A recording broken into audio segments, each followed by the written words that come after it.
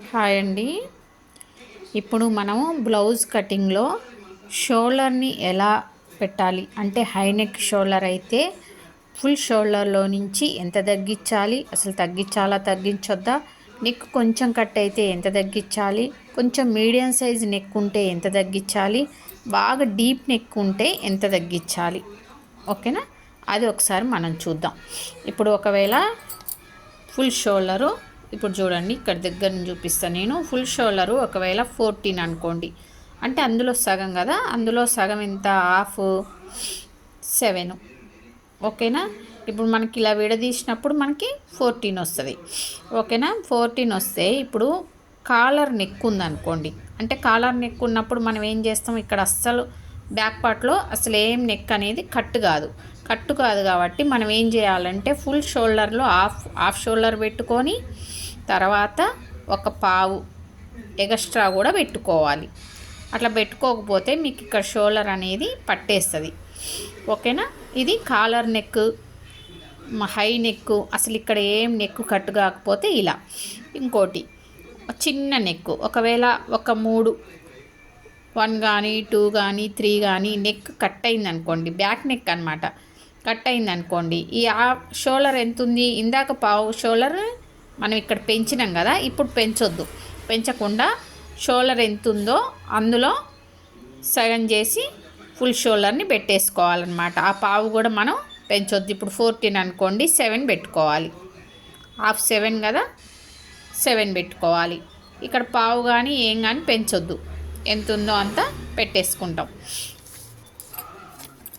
ఆ తర్వాత ఇప్పుడు మీకు నెక్ వచ్చేసి 6, 7, 8 మీడియం సైజు నెక్ ఉందనుకోండి, అప్పుడు ఎంత పెట్టుకోవాలి మనం, 6 పెట్టుకోవాలి.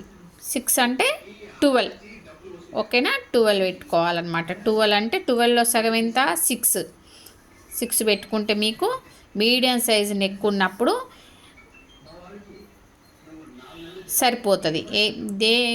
అంటే ఫుల్ షోల్డర్ ఎంత, 7, అయితే 1 ఇంచ్ తగ్గిపోయింది అనమాట, తగ్గించి మనం 6 పెట్టుకున్నాం. అదే ఒకవేళ డీప్ నెక్ అనుకోండి, డీప్ నెక్ ఉందనుకోండి, నెక్ ఉంటే అప్పుడు మనం 5.5 పెట్టుకోవాలి, ఓకేనా? 5.5 పెట్టుకుంటే మీకు డీప్ నెక్ ఉన్నప్పుడు షోల్డర్ అనేది సరిపోద్ది, ఓకేనా? మీడియం నెక్, ఇది మీడియం నెక్, ఇదేమో డీప్ నెక్, ఇదేమో 1 కానీ 2 కానీ 3 కానీ నెక్ కట్ అయితే ఫుల్ షోల్డరు ఎంత ఉందో అంత. కాలర్ నెక్ కానీ హై నెక్ కానీ షోల్డర్ అస్సలు కట్టు కాకపోతే ఒక పావు ఎక్కువ, ఫుల్ షోల్డర్కి ఒక పావు ఎక్స్ట్రా పెట్టుకోవాలి, ఓకేనా?